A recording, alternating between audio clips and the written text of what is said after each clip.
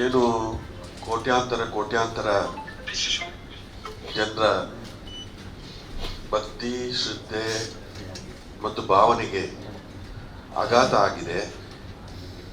ರಾಮ ಮಂದಿರದಲ್ಲಿ ಇವತ್ತು ಕಳ್ಳತನ ಆಗಿರುವುದರ ಬಗ್ಗೆ ಅದರ ಬಗ್ಗೆ ಸಾಕಷ್ಟು ರೀತಿಯಲ್ಲಿ ಆ ಸತ್ಯಾಂಶವನ್ನು ಹೊರಗಡೆ ತರಬೇಕು ಅನ್ನೋ ಉದ್ದೇಶವನ್ನು ಇಟ್ಕೊಂಡು ನಾವು ಈ ಪತ್ರಿಕಾಗೋಷ್ಠಿಯನ್ನು ನಡೆಸ್ತಾ ಇದ್ವಿ.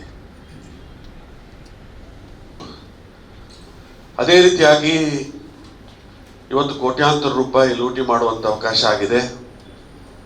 ಬಂಗಾರ ಕಾಣ್ತಾ ಇಲ್ಲ, ಬೆಳ್ಳಿ ಕಾಣ್ತಾ ಇಲ್ಲ.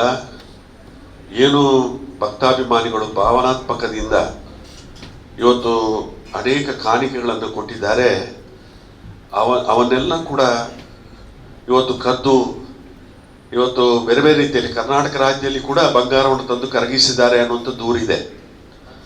ಇಂತಹ ಸಮಯದಲ್ಲಿ ಇಡೀ ರಾಮ ಭಕ್ತರು ಬಹಳಷ್ಟು ನಮ್ಮ ಕರಾವಳಿ ಪ್ರದೇಶ ಅಂತೂ ಎಷ್ಟೋ ವರ್ಷಗಳಿಂದ ಇವತ್ತು ರಾಮದೇವರನ್ನ ಭಜನೆ ಮುಖಾಂತರ ಪ್ರಾರ್ಥನೆಗಳ ಮುಖಾಂತರ ಆರಾಧಿಸುವಂತ ಕೆಲಸ ಕಾರ್ಯ ನಿರಂತರವಾಗಿ ನಡ್ಕೊಂಡು ಬಂದಿದೆ.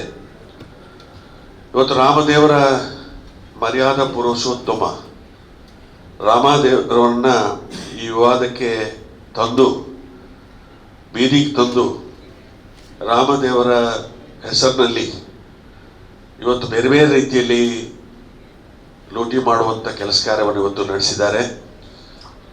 ಮೋದಿಯವರು ಒಂದು ಮಾತು ಹೇಳಿದರು, ನಾ ಕಾವುಂಗ ಕಾಣೆ ದುಂಗ.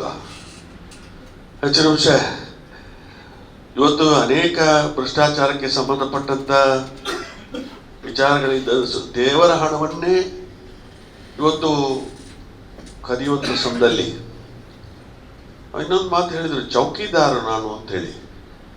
ಹೆಚ್ಚಿನ ವಿಷಯ ಚೌಕಿದಾರ ನೇಮಕಾತಿ ಮಾಡಿರುವಂತ ಟ್ರಸ್ಟಿಗಳೆಲ್ಲ ಉಪಚೌಕಿದಾರರು ಎಲ್ಲ ಒಟ್ಟಾಗಿ ಸೇರ್ಕೊಂಡು ಇವತ್ತೇನು ರಾಜೀನಾಮೆ ಕೊಟ್ಟಿದ್ದಾರೆ.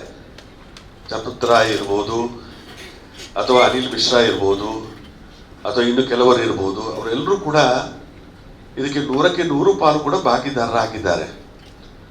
ಈಗ SIT ಸಮಿತಿಯನ್ನು ನೇಮಕಾತಿ ಮಾಡಿದೆ, ಉತ್ತರ ಪ್ರದೇಶದ ಮುಖ್ಯಮಂತ್ರಿಗಳು ನೇಮಕಾತಿ ಮಾಡಿದ್ದಾರೆ.